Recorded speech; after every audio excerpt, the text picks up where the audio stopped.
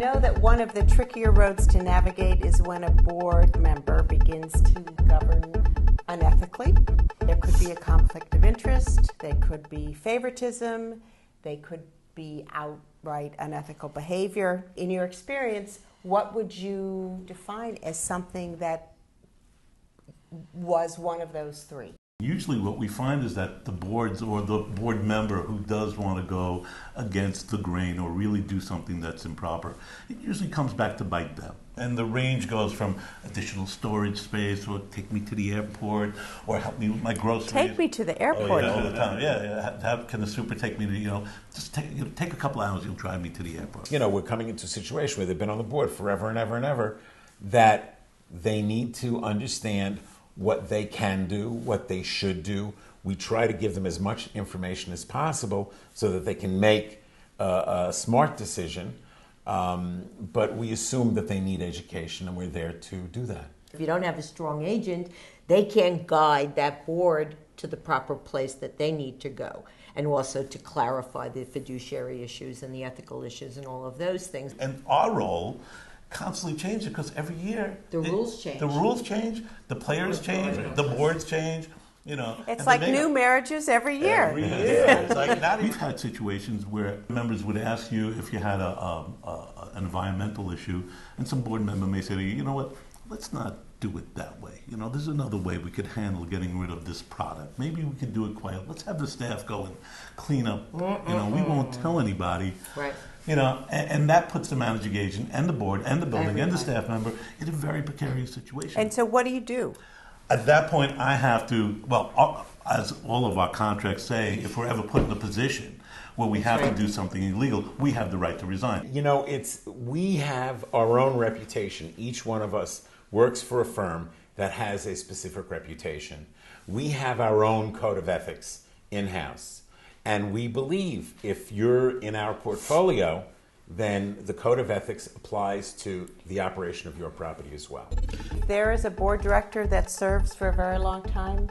In your experiences, are they more likely to perhaps breach what they should be doing? I think there's a lot more comfort. But you know what? I don't see any correlation between. But each and every board member is different. Is it widespread? No. Is it not widespread? No, not at all. Listen, favoritism is something that you're going to find and you try to nip in the bud.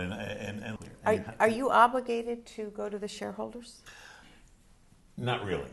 Because, again, if you're working within the board, perhaps the board can pull it back in. Correct. And therefore, there's no harm done. Now, you're called in to interview for a new building, and it's a little, when you sort of think about it, somebody's basically saying, will you get married? But I'm not going to show all my warts, and I'm not going to really tell you that I have these ethic lines that I cross.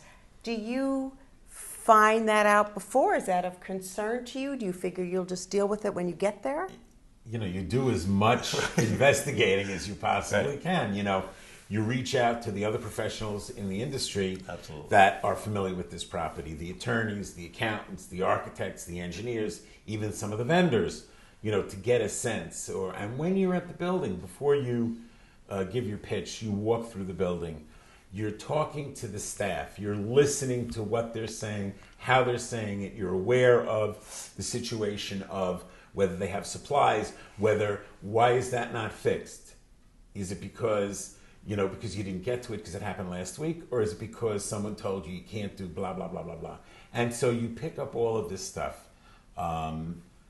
before you make your pitch. Yeah, and I think during the interview process, I think it goes both ways. Some buildings that have had 4 managing agents in 3 years, and it's not because they picked 4 bad management companies, because they just can't be managed. Once you hear that, you're running for the door.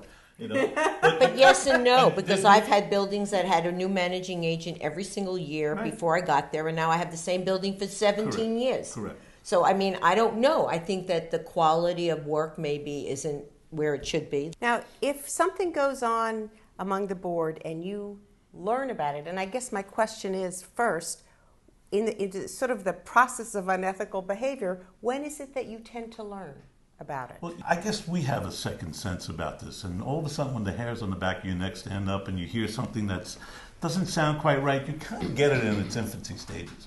So once you hear about it, if you know that it's about to happen, you really put the brakes on it in the infancy stage.